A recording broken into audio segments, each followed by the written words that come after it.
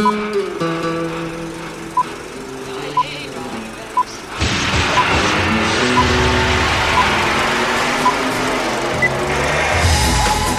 to the Reviews Without Remorse podcast with Joe, Kyle, and Ray.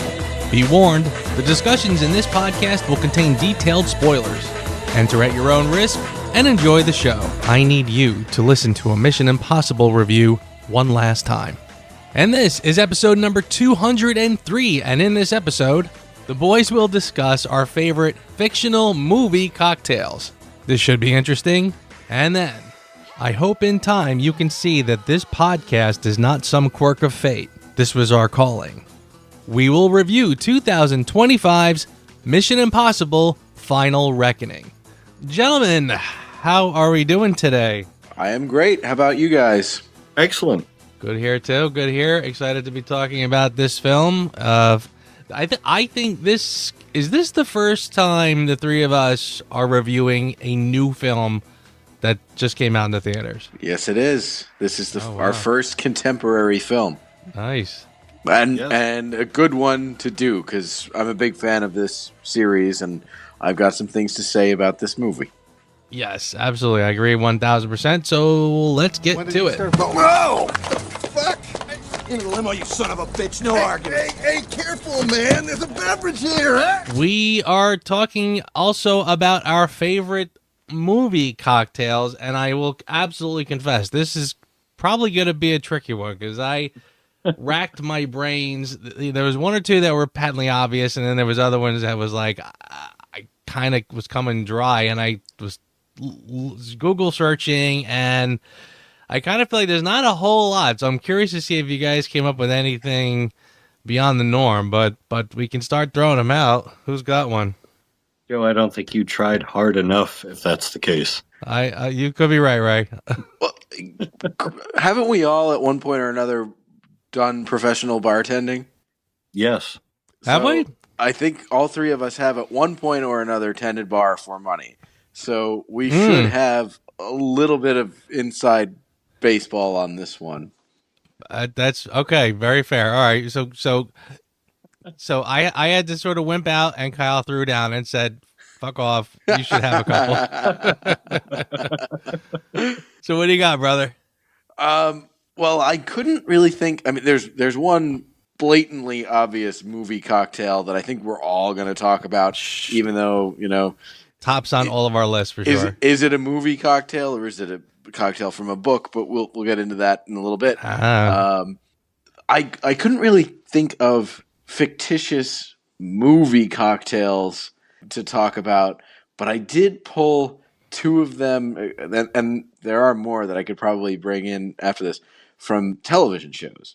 One of them is absolutely vile, putrid, the worst cocktail I have ever had in my entire life, but I had to try it because the person who orders it is one of my favorite Hollywood performers. It is the Creole Scream from the first episode of the TV series The Persuaders. And the premise of The Persuaders is Roger Moore's character and Tony Curtis, they get into a big bar brawl over what the proper amount of olives are in a Creole Scream, and then they wind up working together as like private investigators, guns for hire, kind of like a Simon and Simon kind of thing, it's a great series and it's a great premise with two outstanding leads. But just let's listen to these ingredients for a cocktail. It's a jigger of white rum, white vermouth, grenadine, lemon juice, Angostura bitters, and then what they fight over is whether or not it has one or two olives. None of these things belong in the same drink. You've got like a sweet base spirit with vermouth, but not sweet vermouth, dry vermouth, grenadine to make it sweet again, lemon juice to make it tart, bitters, and olives to make it briny. Like it's disgusting. Do not drink this drink. But it makes for a really good inciting incident for a great TV series. I have a colonoscopy in 3 days, and I have to take magnesium citrate tomorrow. I think that would Your cocktail would probably clear me out quicker than that would. Makes up a great big batch of Creole screams. Oh my God. That if you had to cut off drinking, that should be your final drink is one of those, and you'd be like, I never want to drink again Yeah, ever. Right. it's disgusting. I can't believe you tried that. I But had respect to. for doing it. That's pretty I had impressive to- that you actually. I had to give it a try, and even like describing it to a bartender, the reaction I got was kind of, really, but YOLO. Excuse me, barkeep. Could you pour me and you break it down into those measurements? Like, what And are you talking about? I've done that a couple of times with cocktails that most of the fictitious cocktails that I've tried have come from, or I guess we'll call them pop culture cocktails, have come from books. Because there's a really good one from the James Bond novel Carte Blanche, and it's basically an old fashioned, but using triple sec instead of simple syrup and using Canadian whiskey as the base spirit, and that's a really good drink. That one I would recommend. Raymond, give me something. All right, so I actually have the best drink in existence. Now, this isn't my verification, but the Pan-Galactic Gargle Blaster is an alcoholic beverage invented by ex-president of the galaxy Zaphod Beeblebrox, and it's considered by the Galaxy Guide to be the best drink in existence. The effects of which are similar to having your brain smashed out by a slice of lemon wrapped around a large gold brick. Now, Beeblebrox advised that you should never drink more than 2 Pan-Galactic Gargle Blasters unless you are a 30-ton mega elephant with bronchial pneumonia. However, Ford Prefect ignored that advice and consumed 3 Pan-Galactic Gargle Blasters while at Milliways. Now, the Pan-Galactic Gargle Blaster, if you're not familiar with the Hitchhiker's Guide to the Galaxy trilogy, is the cocktail, and the ingredients of which are the juice from 1 bottle of Old Jank spirits. You pour it into 1 measure of water from the seas of Sangreneus. Allow 3 cubes of Arcurian Mega Gin to melt into the mixture. Allow 4 liters of Phalian marsh gas to bubble through it, in memory of all those fallen happy hikers who have died in the pleasure of the marshes of Phalia. Over the back of a silver spoon, you float a measure of qualactin hypermint extract. Drop in 1 tooth of Algolian sun tiger, which it dissolves, spreading the fires of the Algolian suns deep into the heart of the drink. You sprinkle some Zamphor, add an olive, and then drink, but very carefully. So that is my fictitious cocktail, and there's a lot of modern day variations using different ingredients that exist. Some people put like CO2 cartridges of different things to infuse the drink. I'm dying to try a. I was going to say, I think unlike Kyle, I don't think you've actually tried this drink. I have not tried it. But given my track record for some beverages, I would love to try this one, especially with you, gents. But yeah, I think that is like the most prolific alcoholic beverage. I mean, if you can wrap a slice of lemon or with a gold brick and smash my brains out with it, I'd call that a good night. They have to cut you off at 2. It sounds like a Duke's Martini. All right. Seriously. So I guess the one that I decided I would throw out there first, and no, I've never actually tried this, but I probably would be willing, I think. The one that I wanted to sort of highlight to start off was the Flaming Moe. It's not without its charm. Try lighting it on fire. Whoa! It's like there's a party in my mouth and everyone's invited. I knew that somebody was going to mention it. I'm glad you did. So I've actually seen, now I'm probably going to ruin this, and I should have tracked this down first, but I've seen a couple I've seen a couple recipes for this, but I've seen a few that kind of basically I think there's sort of an industry standard. Basically, there's a consensus that the recipe is 1 ounce brandy, 1 ounce peppermint schnapps, 1 ounce sloe gin, 1 ounce blackberry liqueur, 1 ounce strawberry juice, and then you float a 1/4 ounce of high proof rum on the top so that you can light it on fire. I seem to remember in the episode that there was the secret ingredient was some like a cough medicine or something. But I could be. Am I remembering that right? Yeah. No, you are remembering that right. Yeah. Okay. And they were all trying to figure out what the secret ingredient was, and it was cough syrup. Good. So pick. yeah, never actually made this, but I would try this.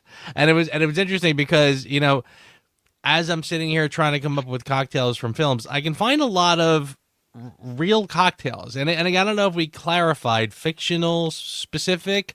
But I found a lot of cocktails that were basically like highlighted in some film, like throughout the film they're drinking this certain drink, but drinks that we know.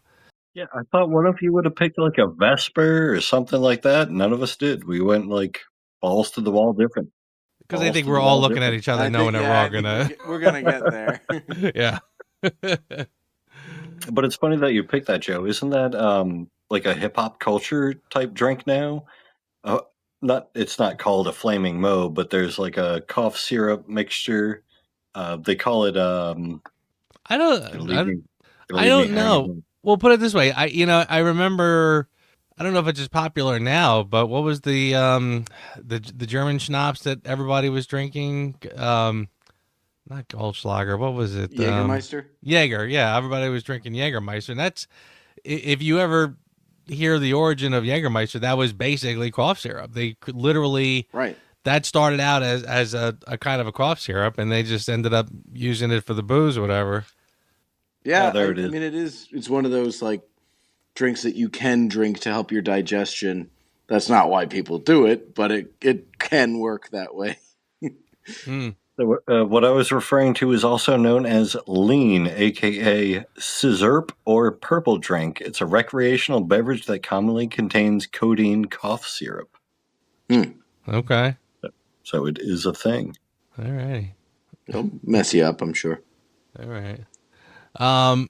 Should we just address the elephant in the room and talk about the Vesper? I think we've got to talk about the Vesper. We should talk about the Vesper. Dry martini. Oui, monsieur. Wait. 3 measures of Gordon's, 1 of vodka, half a measure of quinoa lily. Shake it over ice, and then add a thin slice of lemon peel. This is the one that I was alluding to earlier. Where is it a movie drink? Is it a drink from a book? Is it both? But to me, this is the ultimate cocktail from pop culture. Yeah, honestly, even as I was searching for different cocktails, this was the one that was basically the top of every list. It was because this is, to your point, this is probably the quintessential fictional, literally made up in the pages of fiction, transferred to celluloid. But this is, yeah. And to your point, this is a Fleming creation. So I say this comes from a book before it ever was on screen. But honestly, I can still remember the first time I saw Casino on the big screen, and I heard the recipe, and I was like, there it is. And I just kind of like did a cartwheel. And what sets this one apart is the ingredients are things you can actually obtain in real life, and it's good. Like if it's made properly. Very good. If it's made properly, and you have to know that, like, okay, the bartender knows what he's doing, it's a good drink, like really good. Yeah, it's a strong drink. Yes, you got to watch yourself drinking these, but it's a good drink. Yeah. All right. Real quick, Kyle, can you break down the recipe for us? Because I have a question for Joe that's going to follow up. Sure. It is 3 measures of Gordon's gin, 1 measure of vodka, and half a measure of quinoa lily, shaken over ice, and then add a large, thin slice of lemon peel. Amazing. Never. An olive shouldn't even be in the same zip code as a Vesper. Do not garnish this drink with an olive. That's right, lemon only. Joseph, you're the one, I think, that discovered that quinoa lillet is not the right ingredient, but you found the appropriate addition to it, and that was what was it called? Cokie Americano. Yeah, that. There you go. Right. So basically, they actually stopped making Kina Lillet, and it's. I'll be honest with you. I'm baffled that that company did not reissue Kina Lillet when this movie came out, because I think it would have done gangbusters. Yes. Right? I mean, talk about it, just like, I mean, that was a layup. That was a no-brainer. I don't know why they missed that one. But yeah, so basically Kina Lillet had a touch of quinine, which is the stuff that tickles your nose, and the stuff that makes tonic tonic so effervescent. And so Lillet Blanc is what's available now, and that is really kind of more, if you watch Quantum of Solace, it's not a vermouth. It is kind of a infused wine, almost like kind of leaning towards a brandy, I would sort of say. Not quite the same thing. But yes, if you find Cokie Americano, that is very similar to the original Kina Lillet. So I think we'll give you a better experience with your Vespers. Yeah, it's better that way. And there's an aperitif type of fortified wine that they use at Duke's Bar that's not Lillet Blanc either, and that makes it taste, I think, the way Fleming would have tasted it in the 1950s. But I've recently read that Fleming didn't really love this drink. It wasn't something that he drank regularly himself, but his friends did, and he just kind of gave it to Bond. Fleming was a gin and bourbon drinker. That's one of the things I love about getting into the discussions about the Fleming books, is like, I think there's such a richer discussion of cocktails in the books. Yes. The films after a while kind of started, it was just, okay, like every film had a martini and some champagne, right. And you would think that was just all Bond ever drank, but yeah, no, he a lot more creativity in the books. One of the things that we've spoken about at length is James Bond drinks the local thing. He drinks rum when he's in Jamaica, and he drinks bourbon when he's in Kentucky. So he's very familiar with like what the specialties are, and like what the thing is when he's at a different place around the world. He's drinking Americanos at Harry's Bar in Paris, things like that. Bond knows what to order where he is. He's actually well, you're close. He's drinking the Americano at what's the name of the restaurant that's right on the Champs-Élysées.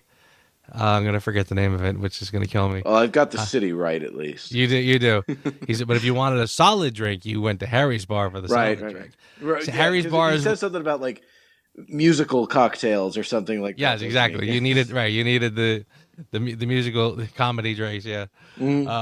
Yeah. So the Americano, and I've had an Americano at that place, and it's pretty cool. I didn't realize it for a long time, but Americano was nothing more than a Negroni with some spring water on top. It's basically.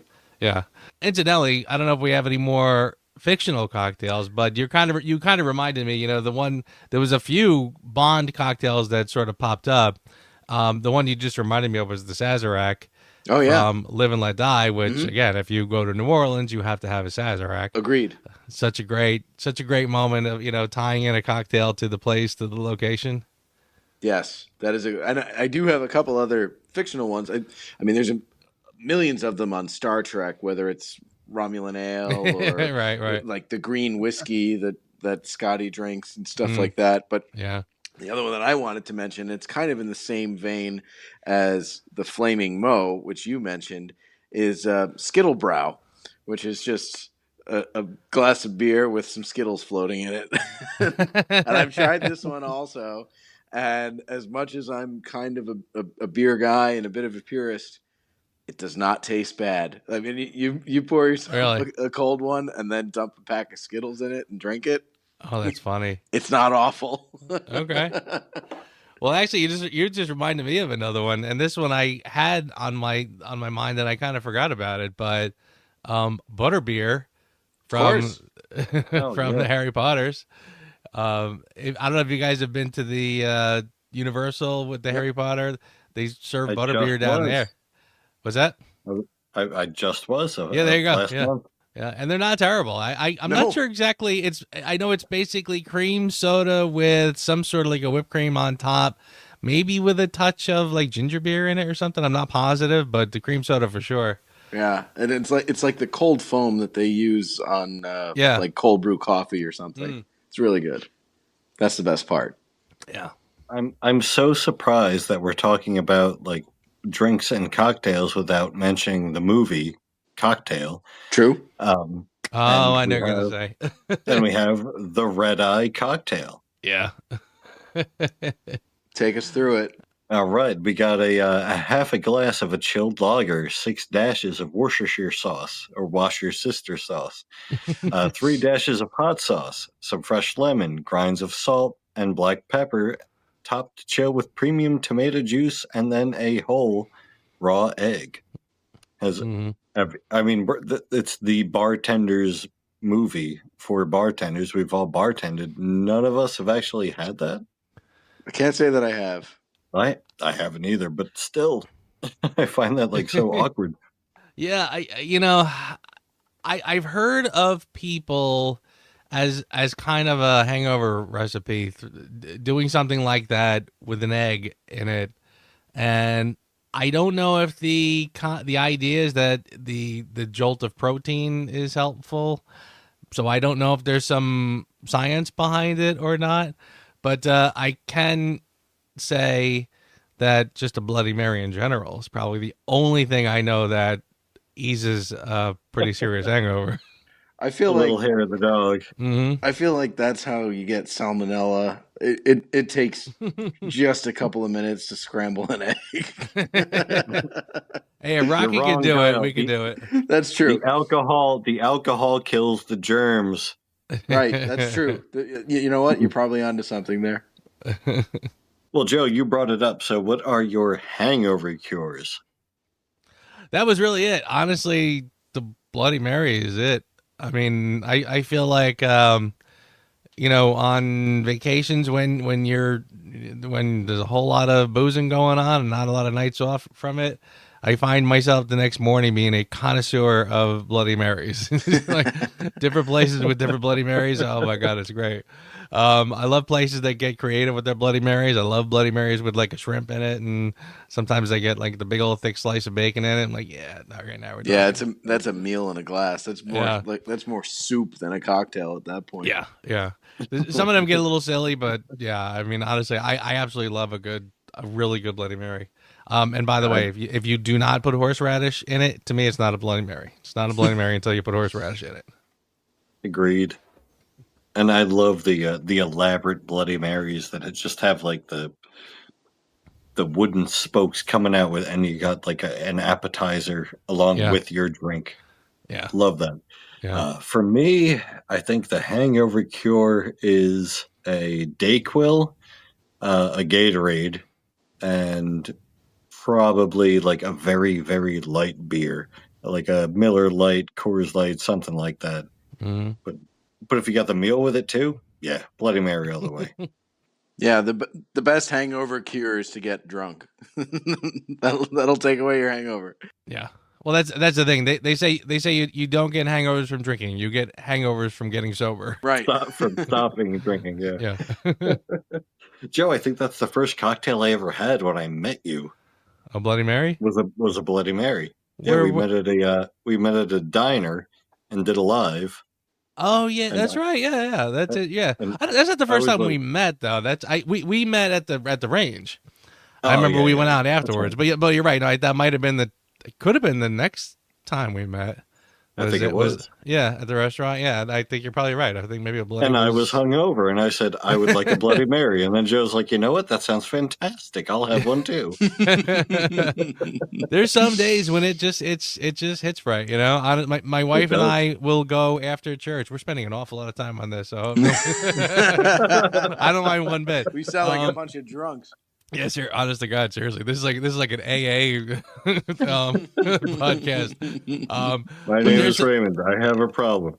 Some days after church, Mary and I, if we have the afternoon to ourselves, we might just head over to the local Irish pub or whatever. And I'm thinking Guinness, and she all of a sudden comes out with Bloody Mary. And I'm like, you know what?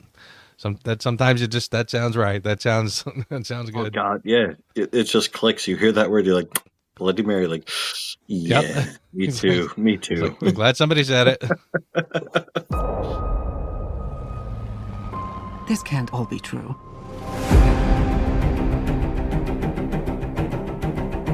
Every word.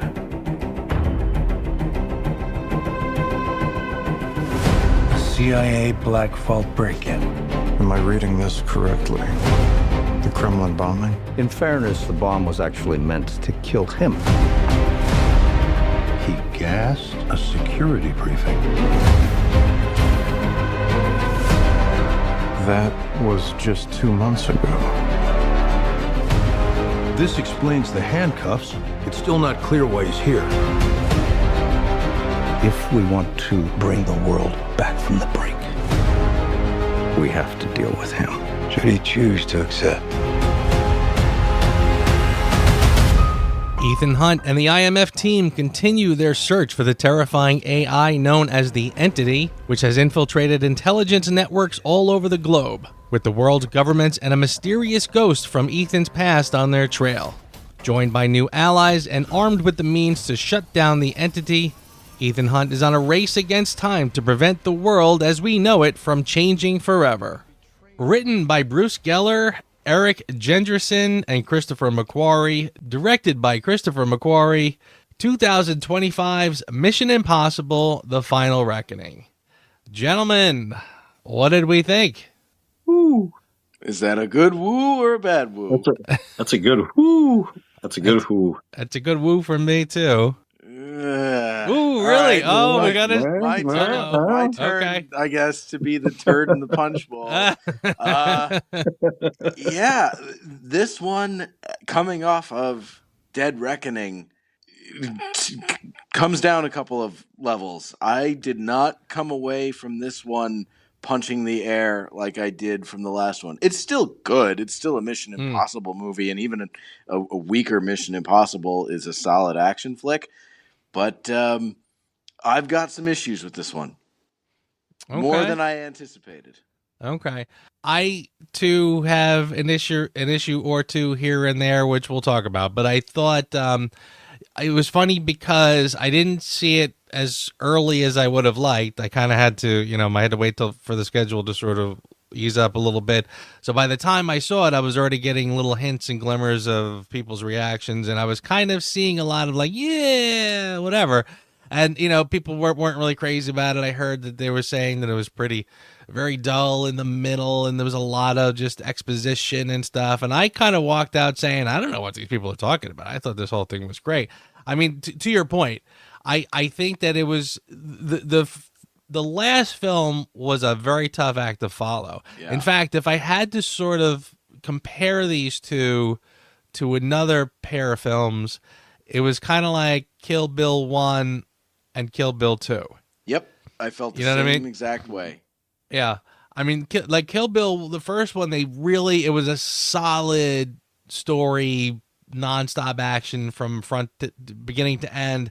And then the second chapter almost felt like maybe you told the story in the wrong order, sort of. Maybe you kind of could have rearranged things, a la Pulp Fiction or something or other, to sort of put the climax at the end or whatever. But yeah, with that said, I thought this was a pretty damn solid film. There's no part of me that was disappointed in any way. But I kind of agree, not quite up to what the last one was. And these movies, you do expect a level of quality from a Tom Cruise action flick and from a Mission Impossible movie more specifically. I don't think this one lived up to the hype that we've come to expect from the last 6-7 Mission Impossibles, where they've just been constantly building upon one another, getting bigger, getting more grand, getting more fantastical, just getting bigger. I did not see that this time. You are so wrong. Okay, so please tell me. I think the most fantastical part of the film was the fact that you had a female president. I mean, everything about it All right. Everything about it You is went what you there. want. Everything you want is in this spy film. Like if we are we are Bond fans. Mm-hmm. We had gadgets and we had an amazing fucking stunt. It's all in there. Mm. It wraps up the story. I will say I agree with the guys. Like I don't think this is the strongest of the two. I think the previous one was a little bit better. Uh, but this wraps it up nicely. I will say also that I'm not a huge fan of films where you have to watch one to understand the other. Yep. If I just went, oh, there's a new Mission Impossible movie, I want to go out and see it, I would be so confused if I didn't watch Yep. Dead Reckoning before I watched Final Reckoning. Not a big fan of that. Yeah. But I think it was solid all the way through. Action sequences, stunts. I mean, you heard me on the last podcast, uh, comparing Jackie Chan to um, Tom Cruise. He's a national treasure. He just does his own stunts. He does everything. The guy's the man. Uh, I don't think it was that bad. I really enjoyed it. I compared to the two, yeah, the previous was better, but still, it's way up there. I'm talking high eights, maybe nines. We'll see how we go from here. Yeah, I'm not saying that this is a bad movie, but I will go out on a limb and say this is a bad Mission Impossible movie. I think just about every other entry in the series is better than this. And if Oh, wow. this is to be the last one, it's ending on a weaker Mission Impossible compared with Dead Reckoning, Fallout 3, Ghost Protocol, Rogue Nation. They're all better than this. I mean, that is kind of interesting. It's funny that, so I was watching a lot of YouTube videos where people, now that the last one's out, they're kind of doing their rankings of all of the Mission Impossibles. And of course, I'm sitting there watching most people put Mission Impossible 2 as their least favorite. Yeah, And I'm one sitting of there those going people. like, what? I'm like, 2 is so good. But no, but I get your point. But it's like, I think it's almost like the answer is we've been really spoiled up until now. It's not Yes. that it's not that this film, like, once you've just had these magnificent Delmonico steak dinners, anything less starts to feel like subpar. So yeah, I'm reading you, I think correctly, that it's a great film in general, and probably no part of you would ever feel gypped out of your 2+ hours of watching it. But yeah, compared to some of these magnificent films that we've got, maybe it doesn't quite stack up. I think the problem I'm having with this one, most of the Mission Impossible movies, the way they are written, especially the more recent ones, Tom Cruise and Christopher McQuarrie come up with big stunts that they want to do. They have these big ideas, these big huge set pieces. I want to crash a motorcycle into a train. Like they come up with these Yeah. ideas for the stunts and then write a movie around those stunts. This is the first time that kind of like improv filmmaking I think is catching up with them because there's a lot of loose ends here. There's a lot of storylines that are introduced with minimal or no payoff at all. That's the first for a Mission Impossible movie. Usually, if it's set up, payoff.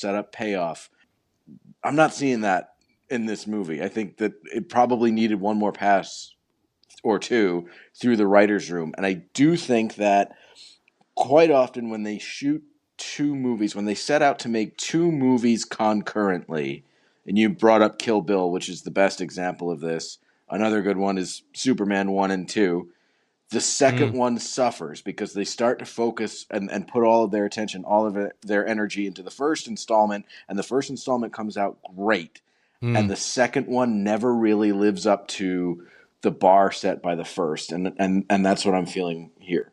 Yeah. You didn't think that the biplane fist fight was up to par? We've seen it. I mean, and we've seen that exact stunt done with helicopters 2 films ago. Now it's biplanes instead of helicopters. Okay, it's a little bit different, but it didn't feel unique enough. Like every Mission Impossible movie has that one huge stunt that we remember. It's the one where he climbs the Burj Khalifa. It's the one where he drives a motorcycle off a cliff and lands it on a train. It's the one where he abseils down into CIA headquarters. We remember the Mission Impossible movies by that one big stunt. This one, what is it? Is it? I think it's meant to be the biplane thing, but 2 movies ago it was the helicopter thing. It just seems too similar. Yeah, I think that I guess at the end of the day, it is. You do look back at this. I guess I'm looking at this film in 2 ways. I'm looking at the film as something just standing on its own, on its own merit. And I'm also looking at this as the wrap up of a 7-movie series. And I think in that respect, I don't know if it really kind of comes together. I feel like if there's anything that makes this feel like the conclusion of the finale of the series, it's the death of Luther, which I kind of felt was a teeny bit cliche at this point. I felt like this was very much like Felix Leiter in No Time to Die. It's the last one. So how are we going to give it some significance or whatever? We need him to get killed off in the middle so he can give the poetic thing at the end, when the recording plays, and it's him, kind of putting the bow on the top of the series or whatever. So yeah, I probably not the way I would have played it. And again, there's a couple other things in here that I kind of, maybe had a little issue with, but yeah, I get what you're saying. I may have missed it. Why is Luther ill at the beginning of this movie? They never really explain. I mean, that's just one example of set up and no payoff. Why is Luther in the hospital to begin with? He wasn't at the end of Dead Reckoning. Like there was no oh, Luther's getting sick. I don't know where that came from and why it's even here. What purpose does that serve in telling the story? Is that supposed to give us? You know what? That kind of went right past me too. I forgot about that until you said it. It was it maybe to give us some ease the fact that they're gonna kill him in the middle, like oh, he was sick anyway, so now he's gonna sacrifice himself. So but it's okay because he was gonna go anyway, kind of thing.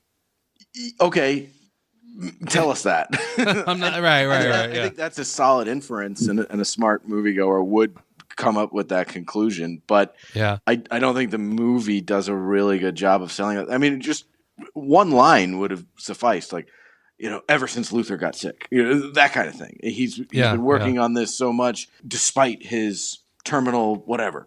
Just 1-2 lines of dialogue, I think, would have been helpful here. Smart people on every side are close to panicking. What exactly is your plan?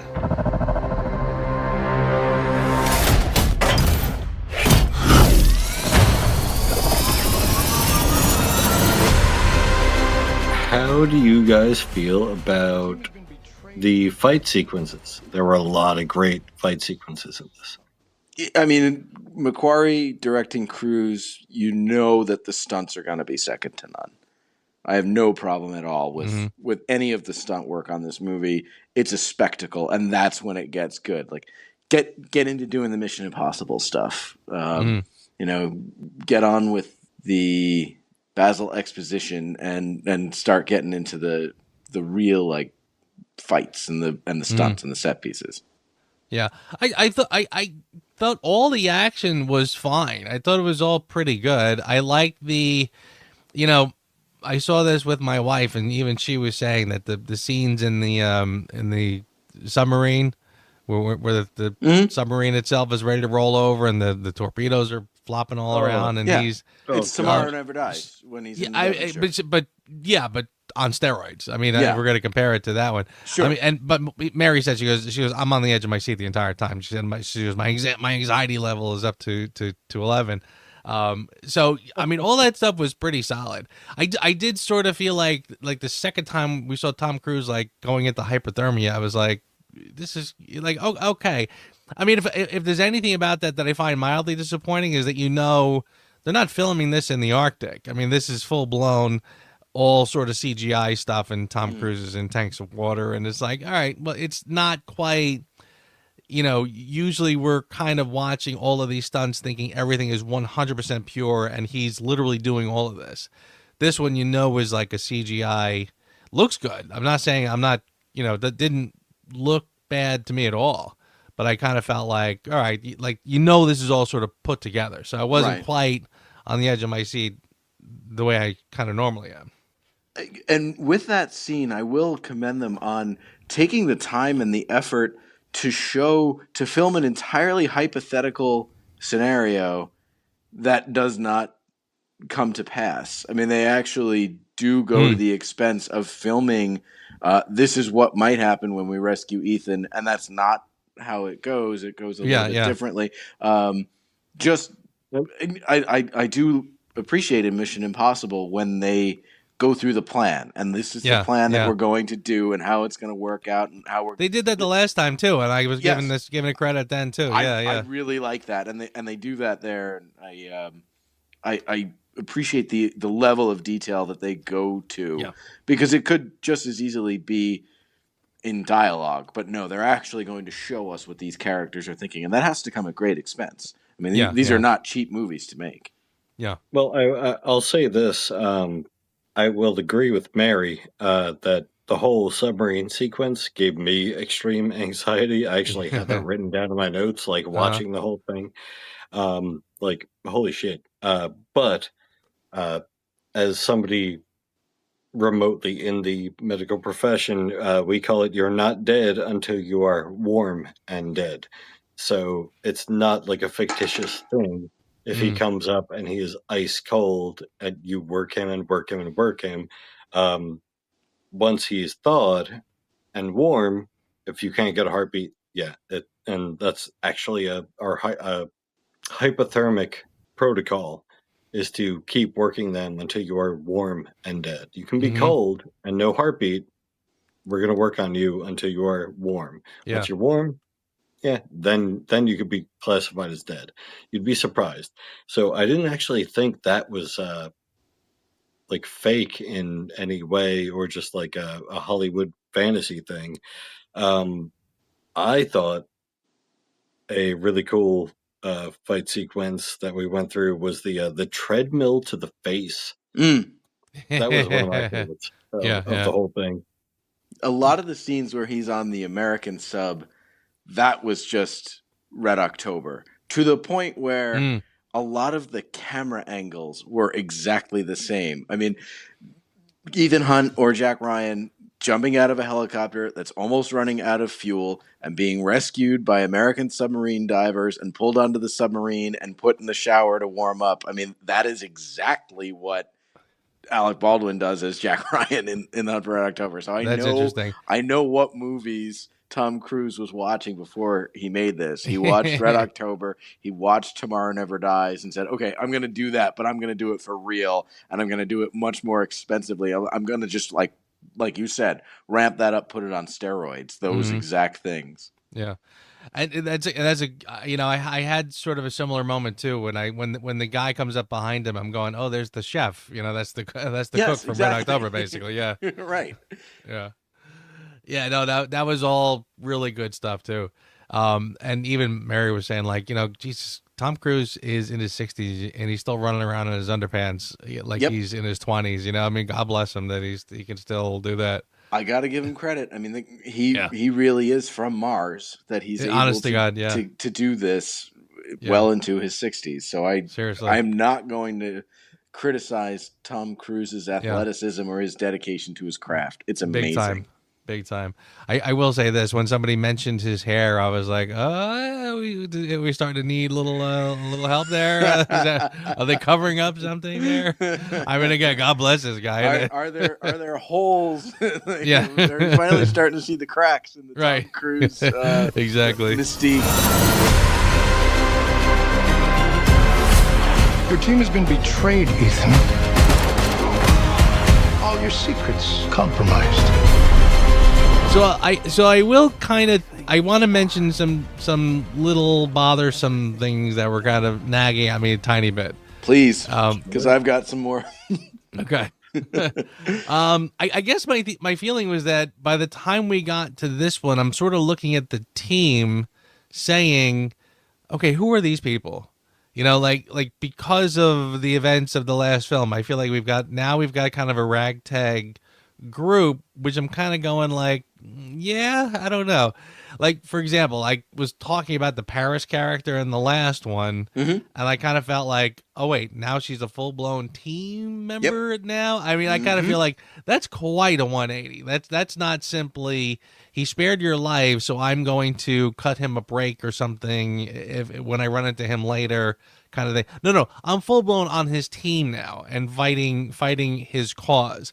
And again, we don't know anything about her being qualified to be on his team. And I guess you know, he's Ethan Hunt, he's always on the run, he's always going rogue, so he takes what he can get, I suppose. That's but still, I kind of thought that was a teeny bit far-fetched. And the other problem that kind of goes with that too is now I'm kind of looking at the Grace character as a completely different person in this one. I feel like she was the fallen angel in the last one that Ethan is going to rescue and bring her back into, you know, now you're a good person, you're helping out the good guys. Okay, fair enough. It was almost like this time around she completely took over the other character and was now playing it as if she was a different person. All the things she's talking about just sounded like she was reading off a different script. This was again the character that we got rid of in the last one. Yes, Ilsa, like now she's Ilsa, and it kind of made me say to myself, why did we go to all that trouble in the last one? We spent a lot of time in that last film swapping out those characters, getting rid of Ilsa, putting Grace in her place, and focusing on Grace. And I kind of felt like it almost felt more like that story about Grace maybe should have been saved for the last one, because I kind of feel like she doesn't really, like, the whole point of it in the last one was about you're seeing how these characters kind of come into being, how they join the IMF force, which again we kind of thought was a little wonky the way they did it. Fair enough, but it was like, okay, but that felt like probably a decent way to close out the franchise, I suppose.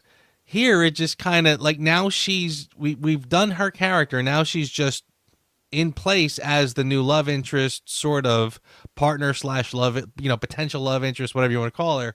And I just kind of felt like it was like, I didn't made me feel this time around. This made me feel like I didn't know why we went to the trouble last time, because the payoff doesn't really seem there. Yeah, you needed that payoff though for her character arc. She had to come to terms with, you know, being the professional and all that to be able to pull off what she did in this movie. Mm-hmm. Yeah, I mean, I get what you're saying. I mean, plus, I mean, she's now like a full blown, like, her fighting skills are spectacular. And I'm saying that she was just a really good pickpocket in the last. She was one. correct. In the last movie, she was an expert pickpocket. Now she is doing the stuff that we would have expected Ilsa to do. Right. Yes. Yeah. That's right. Exactly. It's almost like on top of being like a very good pickpocket. Now all of a sudden she knows like jujitsu and she's tossing guys over her shoulder and punching them in throats and all that. Right. But originally, like, just the pickpocket, and that's but that is the skill that she needs at the end. Like, it's almost like between the last movie and this movie, she's just had like, you know, I don't know, 8 months of MMA training or something happening that leads her to have the additional skill set she needs to pull off the mission. But she is the key to the mission of this movie. Is she? I was. Well, who else would have been able to pull it off? It's all about timing. Yeah, it's almost like she read the script. I've got some issues with like only these people are able to do this. Like they almost make Ethan Hunt in this movie a Christ-like figure. Like Ethan Hunt is the chosen one. He's the only person in the world who could be trusted with the powers of this entity. There's a reason you're here. There's a reason you were put in place. No, here. Yeah. Ethan Hunt is a highly trained special operations officer, and if it wasn't Ethan, it would have been, if it's not 007, 008 replaces him. That kind of thing. Like there's another guy. In this movie, it's like, no, Ethan is the chosen one. He's the Jesus of the IMF. And I started to get like, all right, maybe we're going a little too far stroking Tom Cruise's ego here, that he's like this enlightened genius and the only altruistic person on the planet who will put the good of the country over his own personal gain. And I almost felt like there was a missed opportunity there when the entity connects with Ethan and they bond, and then the entity gives up Gabriel and chooses Ethan now. Let's go down that road a little bit. Like maybe Ethan is tempted for the first time by power and control that he's never had before, but they don't really pay off anything. I'm not even sure why that scene is there, other than just to tell the audience that no, Ethan is the best, and he's the only one, and he's the greatest, and he's the only person who could be trusted with this awesome powers. It's almost like if it's tough. I was sort of getting that vibe too, and I didn't quite read it as, we need to stroke Tom Cruise's ego, as much as I was thinking, okay, this is the last film of this franchise. You want to prop it up as the do-all end-all finale, but if you can't do it, if you can't show it to us, you're going to tell us, so it's almost like if the story isn't telling us that this is the crescendo of this franchise, you're going to do some rewrites and tell us that that's what this is. So that's why all of that script about how Ethan was the only one who could do this, all that good stuff, that kind of stuff. Yeah. I felt like all that stuff was like they were trying to prop the story up when it didn't quite earn it. Okay, fine. But then they give us all of that alleged backstory for Ethan, which we've never really had before in the series. Yes. In the last film. Yeah. Again, with no payoff. There's supposed to be a personal connection between Gabriel and Ethan. He killed this woman that we still don't know who she is, and it's what forced Ethan to join the IMF. Where's that storyline? Where's that payoff? Yeah. So why not go down that road if it's the last film and we have to make our hero into the biggest character that he can be? They started down a road, and it just screams to me rewrites. They started down a road in the last movie, came up with some stunts that they wanted to do in this movie, and wrote a script around them without thinking about where were we 18 months prior. That to me, that's probably the fairest point of all. I totally agree with you. And I sort of picked that up too. It was like, what happened with all of that? You gave us glimmers of Ethan with Gabriel from back in the day. Gabriel killed this woman, that brought him in, and then we never revisited that. And to your point, there was a lot of flashbacks from other films. Mm-hmm. It almost felt like they were going down that road instead of, like, the film should have opened up, I think, probably with like a sequence of that thing that happened with Ethan and the girl and who she was, all that stuff. Then you would have felt more of a payoff when he's kicking Gabriel's ass in the finale. At this point, he's just random baddie, I thought. Exactly. I kind of felt like it weakens Gabriel as the villain. He doesn't matter because he's trying to do is control the thing before the good guys get the thing. Yeah, and and to your point, you started down this road to make this real personal for Ethan and Gabriel, and you kind of forgot about it. And let's talk about the thing, because, and I don't know if Ray has seen Mission Impossible 3, but they decide to tie in the MacGuffin from Mission Impossible 3 into the MacGuffin of this movie. The entity grew out of the rabbit's foot. And one of the reasons why I think Mission Impossible 3 is one of the strongest ones is we never really know what the rabbit's foot is. It's just a MacGuffin. It doesn't matter. The reason that one is so strong is because Philip Seymour Hoffman is such a badass. Like he's such this evil guy, and you really do fear him, and he's a credible threat to Ethan, and you think this guy might actually defeat Ethan Hunt. It doesn't matter what the thing is. So I think tying those two things together, those MacGuffins, making them the same, maybe it's payoff for having stuck with the series for so long, but I think it actually makes Mission Impossible a little bit weaker. The Mission Impossible 3, I mean. It's funny. I don't know if I agree with you about the MacGuffin.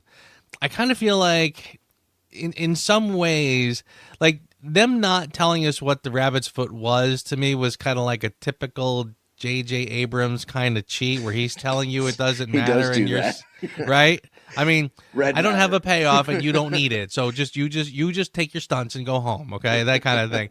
I mean, honestly, it's almost like it's like Luke Skywalker throwing his lightsaber over his shoulder. It's like, we have no clue what we can do to match the gravitas of this moment. So we're just going to pretend it's a goof and just walk away from it. You know what I mean? Like we don't have it. We don't know what it is. We don't know what this moment requires. So that's how I felt about the rabbit's foot. It's like even something like the ATAC in For Your Eyes Only, technically a MacGuffin, but they tell us something about it and what it does. So that's all I need. It doesn't have to. It does. I get it. Like, just tell me what it is, and once we've established it's a thing that does a bad thing, then we just move on like it's a MacGuffin. But still, I need that much to kind of make me get it. I kind of don't like it when they do this bit where we're not going to tell you what the whole thing is about.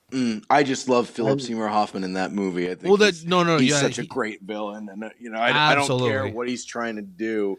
I just don't want him to do it. No, you're 1,000% correct. I mean, he is the heart and soul of that movie, frankly. Heart and soul doesn't sound like the right way to say it, right? Because but yes, he is the thing that drives that story. Because he's an absolute monster in that film. So whatever he's doing, Ethan has to stop him. And I feel that this film kind of detracted from that a bit, not a lot, but a bit. Yeah, and right, and again, Gabriel didn't live up to those high marks. I did not get that from him. I kind of saw the potential in the last one. Agreed. Did not pan out in this one at all. Everything you are, everything you've done, has come to this. Ray is looking like we just kicked his dog. I'm listening. I'm listening to you guys go back and forth about the MacGuffins, and to me, a MacGuffin is a breakfast sandwich at McDonald's. But I can think of like a multiple different examples, like Ronin, where you have the briefcase, the thing that they're after the entire time, and you never know. Yeah, I don't care what's in the briefcase. I care about the car chase. Right, exactly. Like, there's all these amazing things to the film, but then there's afterwards. It's not when you watch the film, you're like, holy shit, that movie was great. And it's like 3 days afterwards, you're like, what the fuck were they looking after? Like, what was it they were chasing? You're like, God damn it. The same thing with, Pulp Fiction. Like, what was in the briefcase? Like, you're just left lingering with that moment. And I think this movie was the opposite. They solved what the MacGuffin was. They showed it. He hunted for it. He almost died 4 times. He got electrocuted, drowned. What else? What else did he have in there? The hyperbaric chamber he made it to. I mean, it was like the most impossible situation you could put anybody in. And like Joe, like you said, watching it with your wife, It gave me anxiety. The submarine sequence, Yeah. Jesus Christ, Yeah. that shit was rough. I was like, oh my god, they're gonna kill him. This is why it's final reckoning.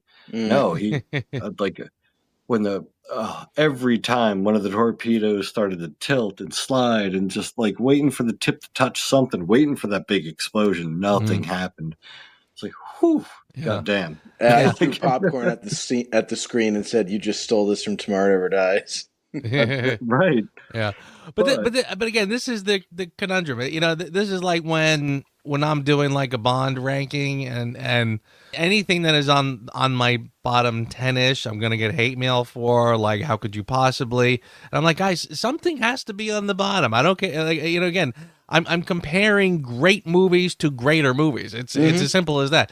So that's where we are here. I mean, again, this is a top tier film. I mean, and I don't know if we said it yet, but I feel like Tom Cruise is one of the last actual movie stars in the world. Honestly, I feel like he's one of the few people who can carry a film. He's got the charisma to be the linchpin that carries you throughout the whole thing. So again, it's we're talking about one phenomenal film versus a phenomenaler film, right? You know, it's basically all it is. I mean, I would not walk out of this movie feeling like, I mean, this is a great film, but again, we've been very spoiled, and some of these films have been even better. I was actually fairly shocked. I feel like the last, from Ghost Protocol, Rogue Nation, Fallout, and Dead Reckoning, I feel like they've all been really just kind of supernatural. And each one gets progressively better until now. This one dipped, and I think that's what kind of I thought Fallout was had to be like Ghost Protocol is incredible, Rogue Nation gets even better, and I thought by the time they did Fallout, it was like, you have to stop making these movies because you can't keep this pace, you can't keep this level of entertainment at where it is. It's gonna slip. So by the time they got to Dead Reckoning, I was like, okay, this is a great film. I mean, I'm sitting here watching Dead Reckoning, watching him do the magic trick in the airport, the little sleight of hand bit, and I'm kind of saying to myself, what, these movies just can't stop entertaining for like a second. Like, every frame of this film is so good and so satisfying to watch, everything about it. So again, you're talking about like this just dialed up to 11 throughout. So the fact that this last duo of films maybe put the better parts in the first one and not as much in the second one, you're kind of just splitting hairs at this point. We're talking about stellar films. So again, the little kind of grunts and gripes I've got about this one is not at all, knocking it down below an 8 or anything like that, I think. I use this analogy all the time to discuss the Bond movies. Ranking the James Bond movies, and it's the same with the Mission Impossible movies, is like ranking your favorite flavors of ice cream. Like, yeah, you might like chocolate better than vanilla, but if somebody hands you a dish of vanilla ice cream, you're gonna eat it. Right. It's still damn good. Right. Exactly. Yeah. But let me ask you guys this: as Bond fans, we all remember the Spectre scene where Bond's getting tortured. He gets drilled in the head. It's gonna, you're gonna forget everything. Ethan Hunt gets into the box, the AI box. Yes. And who's to say that it's not I've seen a couple different theories online that everything that happens after he gets into the box is all in his head. The same way that Spectre, when he gets in there, the drill's right there. Everything after that point is all in his head. It's all an imaginary thing. What do you guys think about that? Could that be the hook that brings back the Mission Impossible series as the final reckoning? It's all in his head. He's still under the AI spell. Exactly. I think there's two. You're asking two questions with that, and it's do I think that do I think it's possible that that's the story that they're trying to tell us? Probably not. Do I think that it would be a good excuse to bring Tom Cruise back and make another one? Sure, but honestly, I I would be stunned if they made another one at this point, because I feel like they wrapped it up so well, and they're basically telling you over and over, okay, this is the last one. I don't think they did. I think they intentionally left it open to do another one. Money talks. Well, yeah, also true. Well, put it this way: at some point, I don't care what deal with the devil he made, Tom Cruise is going to break a hip at some point. I mean, he did. In Fallout, I believe he broke his ankle. Broke his ankle doing the broke it good. Yeah. It's on the screen. Like the stunt that he did that is still in. I mean, that's pretty incredible. Yeah. The motherfucker still ran off. He still right. He did not. Yep. He did not break character. He just hobbled off. Yeah, I mean it's absolutely incredible. I don't know what. Again, I don't know what voodoo this guy is doing, but I don't know how many of these he's got left. I think they're doing another Top Gun, but I could see that. Yeah, that's sitting in an airplane. That's not jumping off St. Paul's Cathedral. Yes, good point. You know what we haven't talked about is the subplot with the president and Nick Offerman and all of the political intrigue that's going on while Ethan is trying to get the thing before the bad guy gets the thing. Can we mention the part that I could not? Can I just mention that I could not? Every time Nick Offerman was talking, I'm like, that's the guy from the memes. That's all I could think of. I didn't even actually watch the show that's from, but he's constantly in memes and they're constantly funny. It is hard to take him seriously because he was a comedic actor for so long. The only thing I kept thinking of during all of this, there were a few things running through my head. One was the end of the world YouTube video from like the early days of the internet. Like, we've got nukes, Britain, India, Pakistan, Israel, and that's kind of what happens here. The entity just decides like, okay, we're gonna just start launching.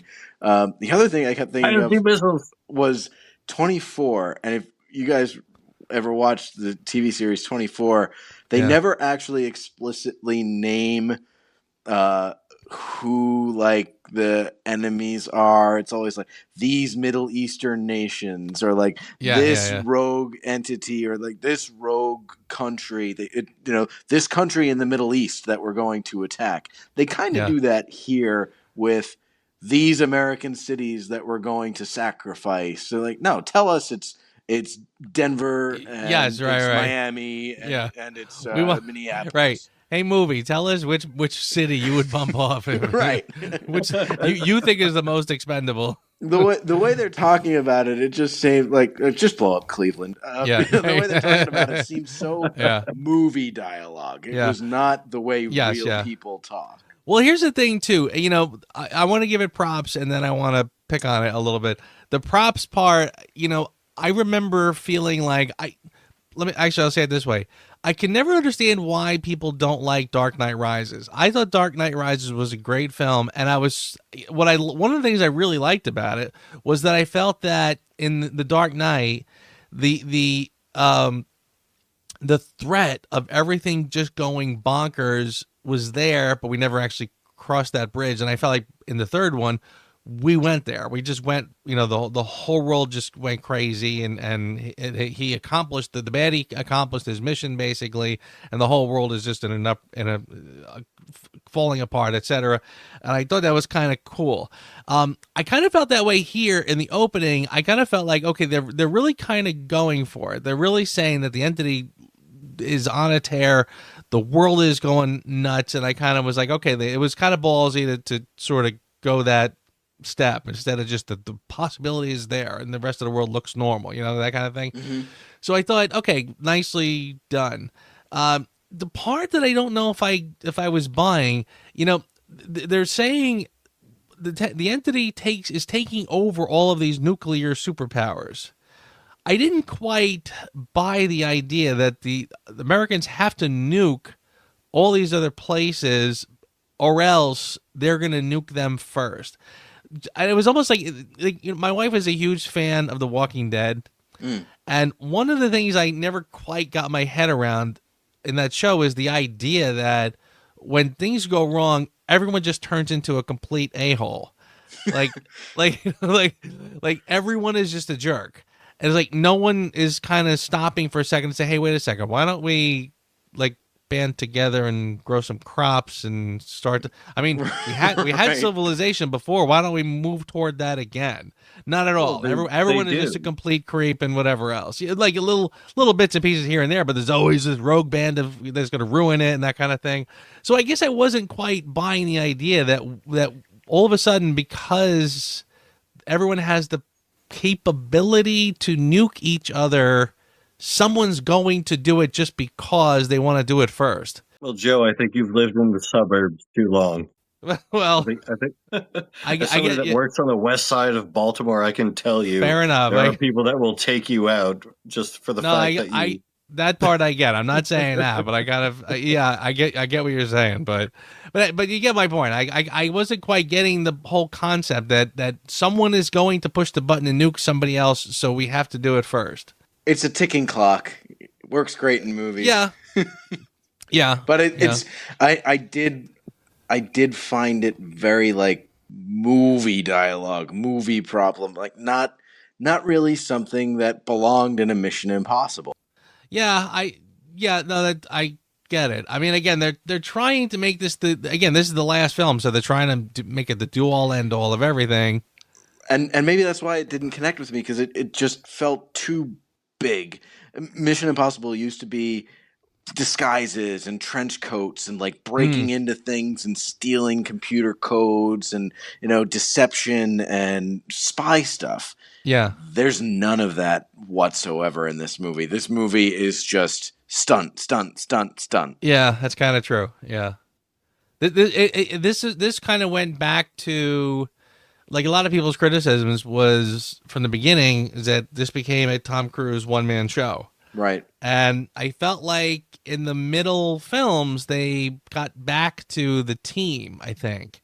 And I kind of felt like as much as they were kind of trying to do that here, again, with the hodgepodge team that I wasn't quite buying, it still ended up being a one-man show. It was basically all about Tom Cruise was always someplace else doing the thing while everyone else is doing the little side projects. Yeah, the Jesus of the IMF. Yeah. Incidentally, before I forget, the other part of the hodgepodge team I wanted to mention was that the guy Degas is again, we saw him in the last one with with Briggs, who we figure out who it is, what his significance is here. We'll get there. Yeah, right. It didn't quite feel like a payoff at all, but all of a sudden now that guy is now on Ethan's team just because once or twice he said maybe he's right in the last one. Yeah. Now suddenly, because we're scrambling for teammates at this point.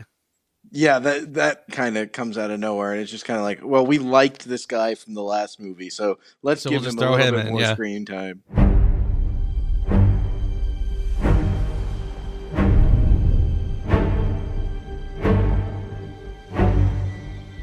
Our lives are not defined by any one action. Our lives are the sum of our choices. All right, who wants to score this sucker? Raven, I get the feeling that you're kind of biting your lip a little bit. You should go first, right? Yeah, let it rip. Right. Oh man, so Dead Reckoning I gave a 8.8. I'm just gonna go for the first time flat number 9. It's 0.2 more than Dead Reckoning. I think it was a better film, not by much by any means, but it's one of those continuations. Like you have to watch the first to be able to understand this one completely. But they were both great. The action sequences, they elevated them. The storyline was increased, but it wouldn't happen unless you've seen the previous. But I'm not going to hold that against it. So, yeah, solid 9. Kyle, what do you got? Well, I walked in tonight ready to give this movie a 4. Wow. I'm going, based on this conversation, maybe I need to watch it again. It could have been just because I had seen Dead Reckoning so much like so recently before watching this and liked it so much better, may have clouded my judgment a little bit. So I'm going to bump it up to a 6. It's still a Mission Impossible movie, but it's towards the bottom. If it's not my least favorite, it's my second least favorite of the Mission Impossible movies. So that's like saying, again, I would prefer a different flavor of ice cream. It deserves a 6. I can't in good faith go higher than that. Wow. Okay. I think you're just bitter because they killed Luther. That didn't help. That definitely didn't help. Kill Benji, but keep Luther. Yeah. No. Simon Pegg's a staple. He is. I do like him. All right, I'll just say it. I'm gonna go with an 8, and I kind of feel like it's probably not. It's not the enthusiastic 8 that I might have given other films. And it's funny because I don't know why I do this, but when a film sort of does this, and again, kind of going back to like Kill Bill 1 and 2, films that specifically, and I'm also thinking about Infinity Wars and Endgame, where that this is a 2-parter. I find it a little trickier to sort of score, because I sort of feel like it's like if I'm ranking, I find it difficult to rank it completely on its own, knowing that it is sort of a part of a 2-part series. So it's almost like I have to sort of look at it as a pair, sort of. Again, Kill Bill 2 maybe could have been rearranged a little bit so that the finale was at the end of the actual, that kind of thing. So yeah, I still say, again, I do not find this to be a flawed film by any stretch. These little nitpicky things that I have, other films are 1,000 times worse in some of the, misaligned plot points, etc., or we didn't focus on the right things, we didn't get clarity here.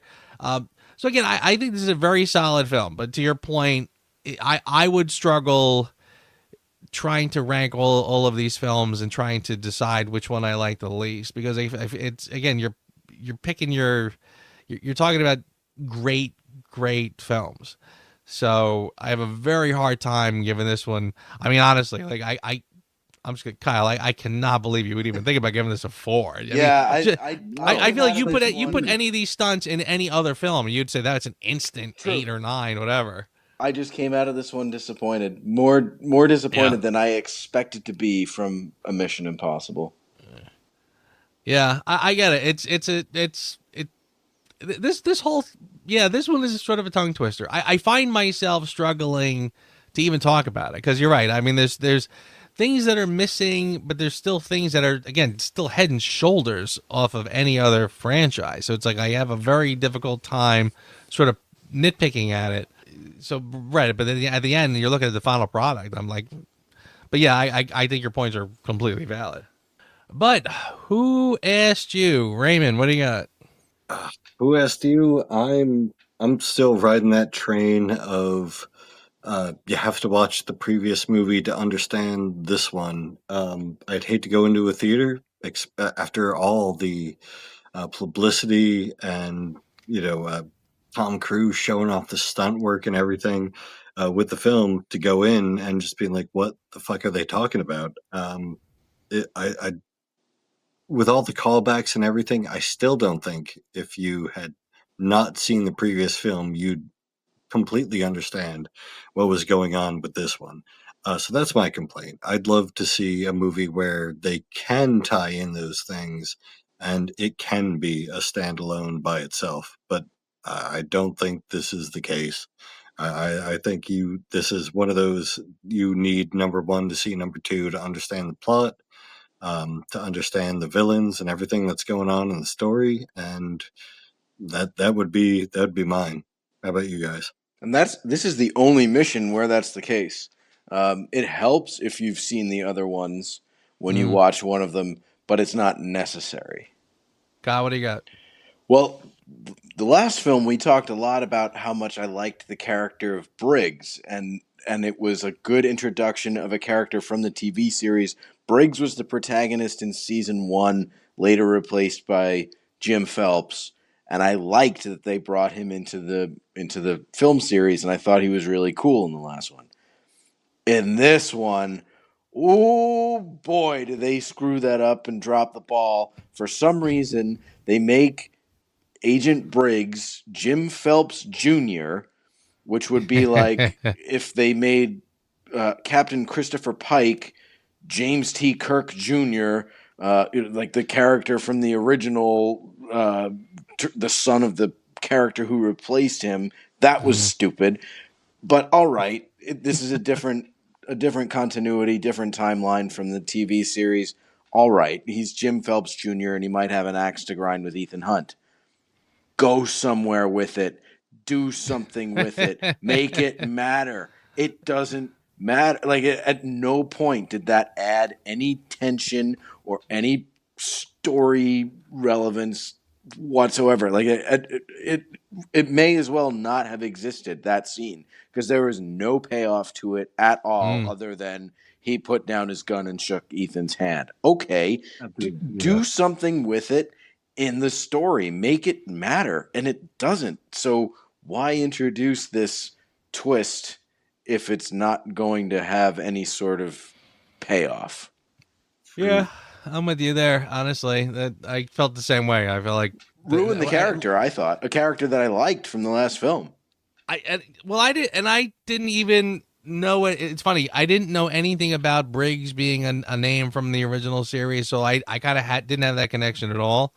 So when they kind of just got around to, I was asking in the last review, why does this guy have such a hard on for Ethan Hunt? I wasn't like, what was I missing?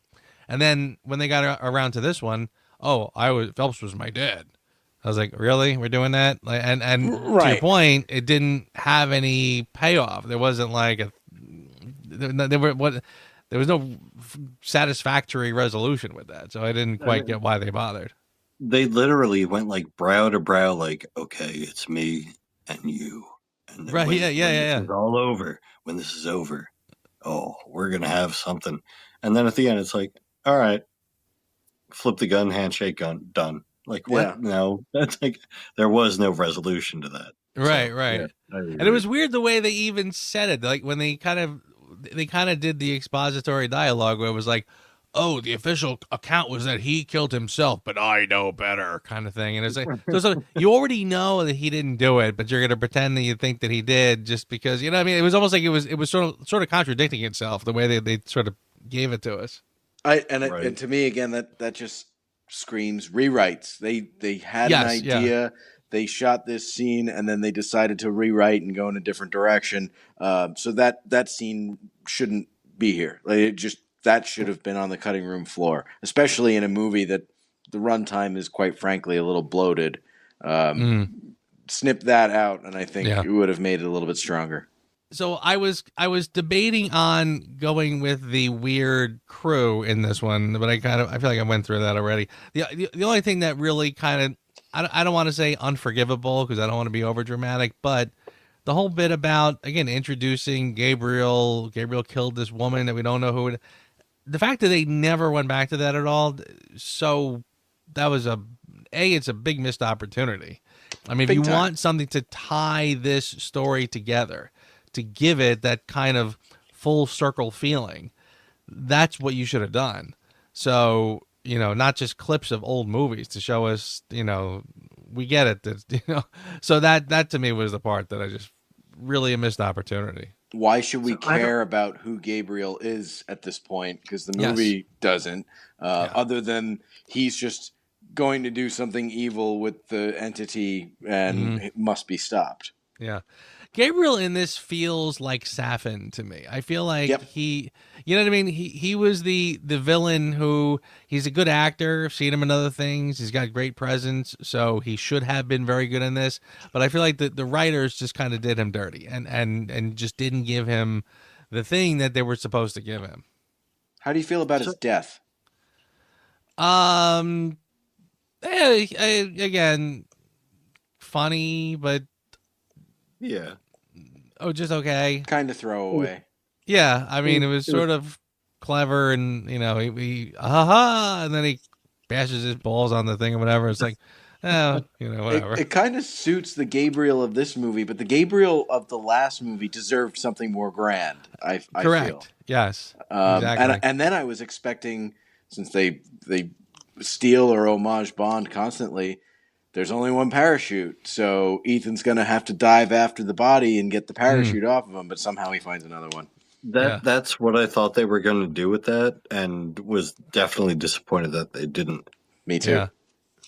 I got a legit question, and this can be edited out for real, but I swore that all those flashback sequences of Ethan and the girl were from the first movie. Like, granted, I haven't seen it in, I don't know, the 25 years, but like, weren't all those flashbacks of Gabriel shooting the girl and everything from the first film? No. No. But doesn't somebody, like, I remember Ethan, like, the Ethan's plan all goes to hell at the beginning of it, and then he's like, "Oh no, the girl's dying." That's not the same chick. That does happen in the first film, and that's kind of like how they subvert expectations, because you expect it's going to be Ethan and his team doing Mission Impossible shit, and then his team all gets wiped out in the very beginning, and then he gets framed for it and all that. Right. Wasn't that what they're talking about now? No. Oh shit! All right. That's why it's so weird that they introduce that whole plot line that Gabriel matters to Ethan, and they do nothing with it. Yeah. It's annoying. I thought annoying as balls. Yeah. I thought that was a throwback to the first one, because I remember like the duck hockey team guy, Emilio Estevez. Yeah, you think Emilio like, Estevez is in the elevator and he gets killed, and then he's going to be like the Benji character, and and that's how you expect the movie to go, and obviously it doesn't. The French chick gets shot, and he's like, "Oh no!" I thought that was what they were referring to in this, was the French chick that gets killed. By the way, that's what you know Emilio Estevez from, the duck hockey movie. That's what you know him from. No, I know Emilio Estevez from like classics like Hot Shots Part 2. Yeah, Hot Shots Part 2, and what's the one where the big fucking all the SUVs come to life? All the what the hell was that movie called? Maximum Overdrive.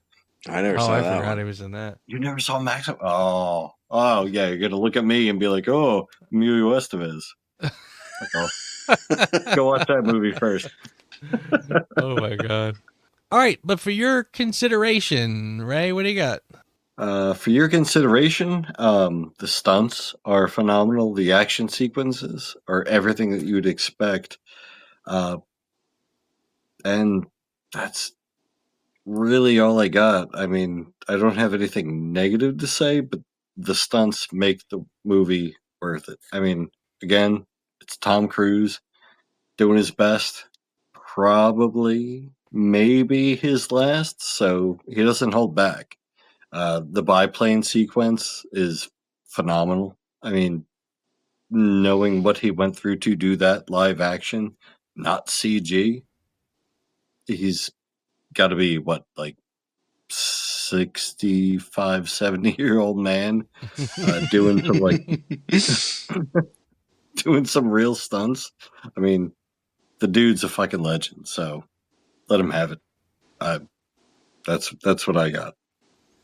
He was actually born in 1962, which means he is 7 years older than me, which makes him 62 years old.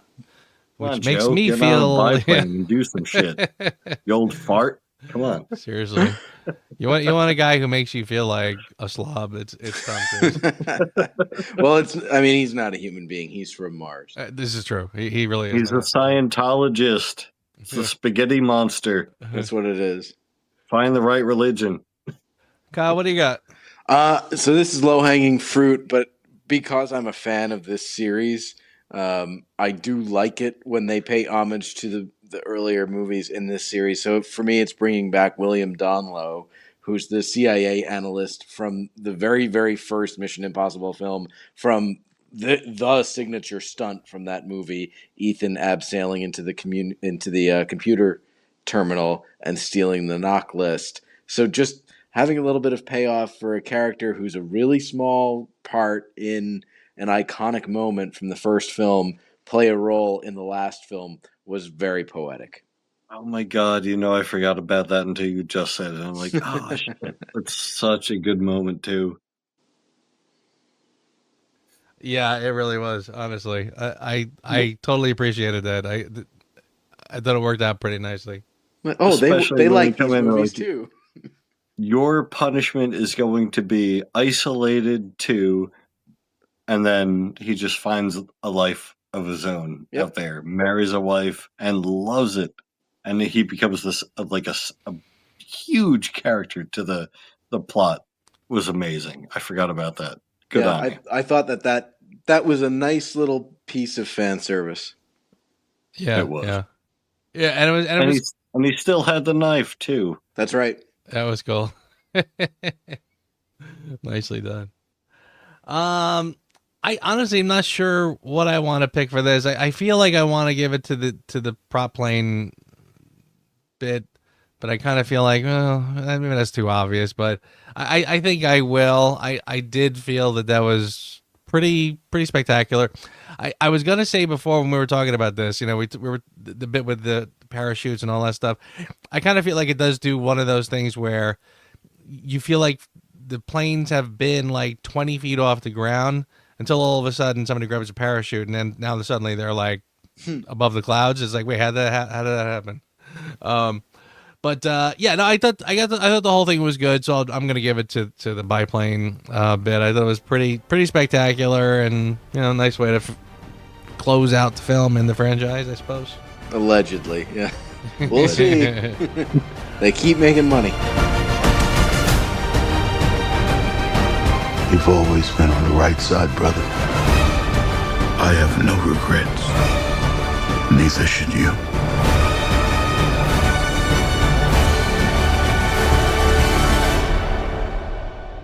I need you to trust me. One last time.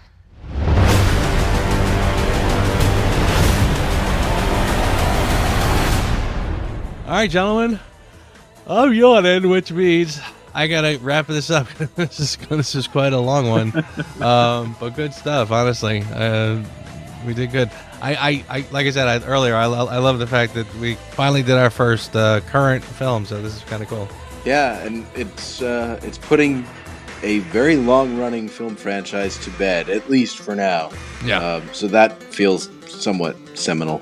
All right, gentlemen. I am off to bed, which means I will see you all next week. This podcast will self-destruct in 5 seconds.